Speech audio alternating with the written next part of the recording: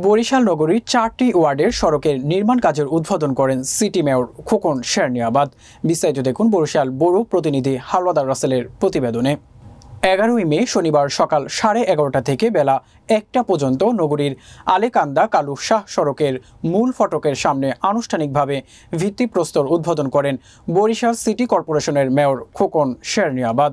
আলেকান্দা সড়ক হইতে C&B road পর্যন্ত কালুশা সড়কে ড্রেন সহ রাস্তা নির্মাণ, লুৎফর রহমান সড়ক নির্মাণ, 3 নং ওয়ার্ডের শেরে বাংলা সড়কে ড্রেন সহ রাস্তা নির্মাণ এবং 7 নং ওয়ার্ডের ছোট মিয়ার বাড়ির গলির রাস্তা ও ড্রেন নির্মাণ কাজের শুভ উদ্বোধন করেন বরিশাল সিটি কর্পোরেশনের মেয়র আবুল খায়ের আবদুল্লাহ খোকন শেরনিয়াবাদ।